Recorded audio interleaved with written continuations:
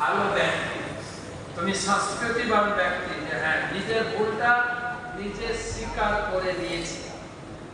ভুল होना प्रकृति है, मान लेना संस्कृति है।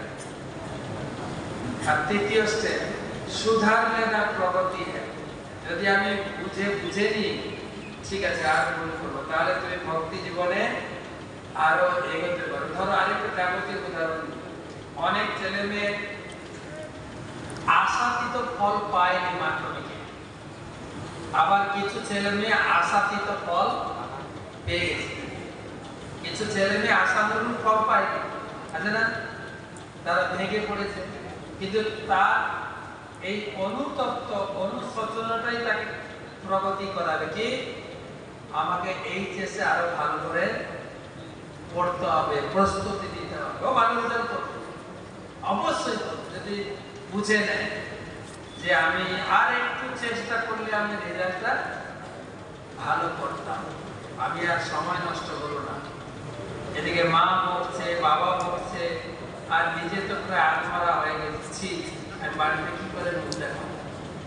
কিন্তু যদি স্বীকার করে নেয় যেটা আমার গাফিলতি, আমি সবাই বলতে রেজাল্ট খারাপ হয়েছে, ভেঙে পড়ার কিছুই নেই, তোমাকে প্রস্তুতি নেওয়ার সুযোগ দেওয়া হয়েছে। ইংরেজিতে বলে failure is the pillar of success. failure is the pillar of success. Fail হয়েছো মাধ্যমিকে, এই শেষে দারুণ রেজাল্ট করবে, কেন তোমাকে সুযোগ দিয়েছে, তোমাকে আরো প্রস্তুতি নিতে হবে। তো সেই জন্য ভুল হয়েছে কেউ ধরিয়ে দিলে ক্ষমা চাইবো, আর ওটাকে বুঝে নেবো যে আমি এই ভুলটা আর করবো না। তাহলে তো ইন্দ্র অনুতপ্ত হয়ে তিনি নবদ্বীপে বদ্রুম দ্বীপে এলেন। বদ্রুম দ্বীপে তিনি এসে ওখানে তপস্যা করলেন। তার তপস্যাতে সন্তুষ্ট হয়ে গৌরাঙ্গ মহাপ্রভু দর্শন দিলেন। গৌরাঙ্গ মহাপ্রভু বললেন, দেবরাজ আপনি এখানে তপস্যা করছেন কেন? তখন কিন্তু নিমাইয়ের জন্ম হয়নি। তখন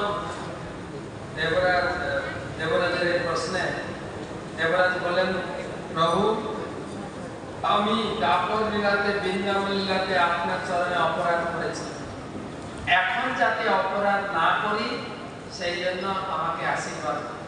তখন গৌরাঙ্গ মহাপ্রভু বললেন, এই অবতারে আমি কারোর অপরাধ নেব না, সবাইকে আমি আশীর্বাদ করব, প্রেম দেব, সেই জন্য আমার নাম মহাবদানব। সেই ইন্দ্র যেহেতু সেখানে তপস্যা করেছিলেন, সেই সুরভিকে নিয়ে সেই জন্য সেই জায়গার নাম সুরভি কুঞ্জ। সুরভি কুঞ্জেতে নামের হাট খুলেছে বদ্রীতে, সেই সুরভি কুঞ্জ। আর একটা নাম হচ্ছে গান আছে, নদিয়া বদ্রুমে নিত্যানন্দ